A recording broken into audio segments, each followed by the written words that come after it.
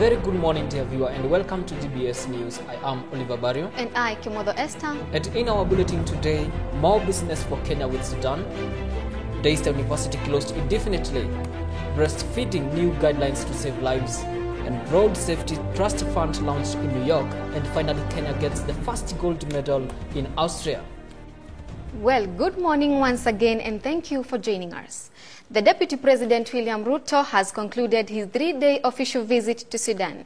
The visit was focused on ways of improving and boosting the relations between the two countries.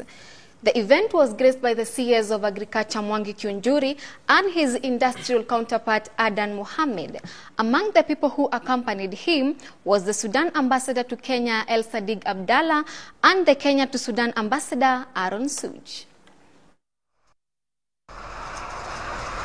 Mr. Ruto, who held a joint communique with Sudan's first Vice President, Lieutenant General Bakri Swaleh, said Kenya would benefit from training to be offered by the government of Sudan in the field of agriculture and irrigation. Earlier on, the Deputy President took a tour to a poultry farm and Nile cruise. He urged citizens in the two countries to take advantage of the cordial relations to exploit the existing business opportunities.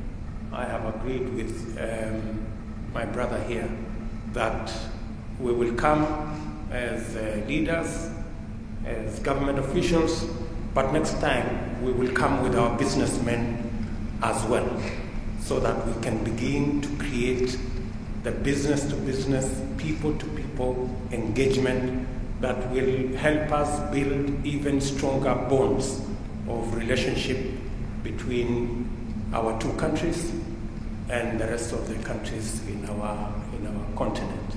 Lieutenant General Bakri said Sudan will continue to import tea and coffee from Kenya as part of their efforts to strengthen their bilateral relations, and encouraged Kenyan business people to tour their country to exploit existing opportunities in various sectors.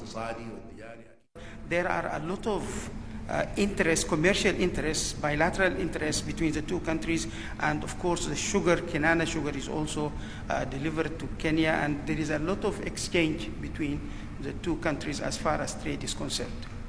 The leaders said their countries would work together in addressing problems of terrorism and human trafficking, among other challenges facing the region. They said they would focus more on ways of attaining peace and stability in South Sudan.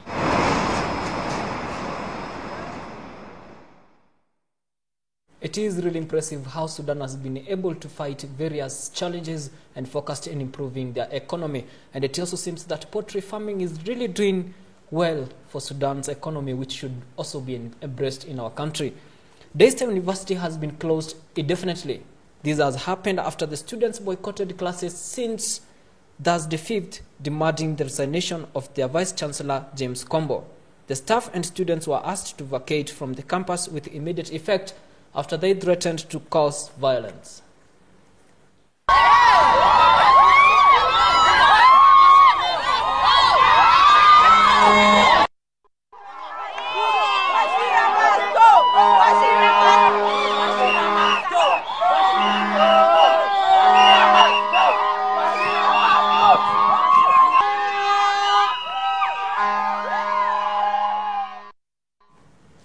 Well, I do hope they get back to school soon.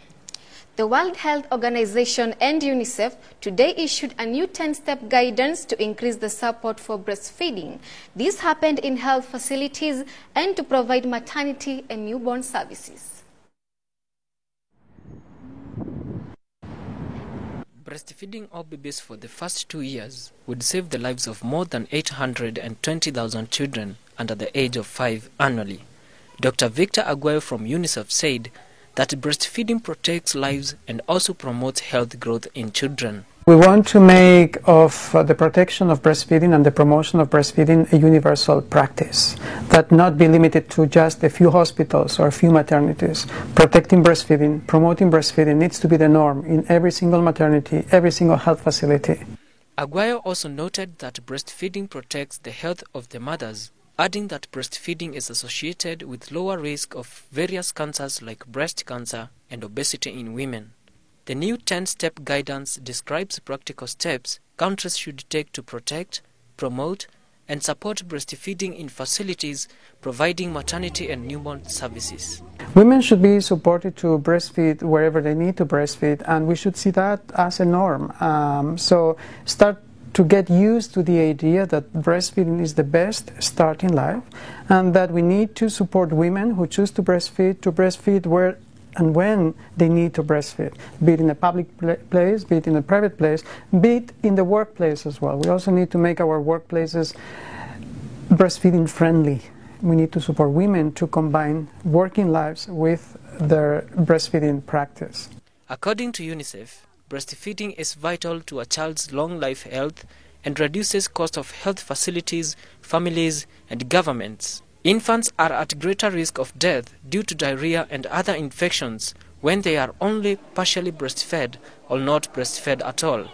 Breastfeeding also improves IQ, school readiness, and attendance, and is associated with higher income in adult life. It is really amazing because the life starts with the mother's milk, from the animals to us human beings. Road traffic injuries are estimated to create $1.85 trillion burden on global economy each year.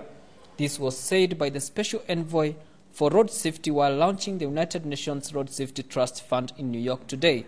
The Special Envoy for the United Nations Economic Commission for Europe estimated that about 1.25 million people are killed every year in road traffic crashes, and up to 50 million more are injured, often seriously.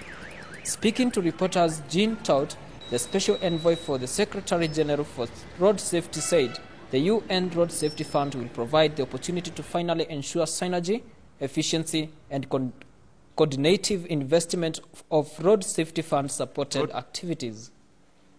Road traffic injuries are estimated to create $1.85 trillion burden on the global economy each year, slowing down sustainable development. The UN Road Safety Fund will provide us the opportunity to finally ensure synergy, efficiency, and coordinated investment of road safety funds and supported activities.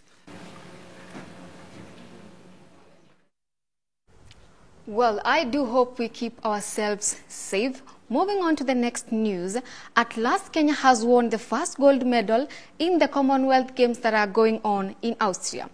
The Kenyan winner Wycliffe Kinyamal won after racing the 800 meters in Gold Coast. With 18 chances, Kenya has done poorly on these games with only 7 medals. It was coming because there were only 500 separating them in the end. Well, I'm not sure it was so much a case too of Luke Matthews and this is where we end our news. Thank you for staying tuned. Enjoy the rest of your viewing. I am Kimodo Esther. And I, Oliver Barrio. Do have a good day.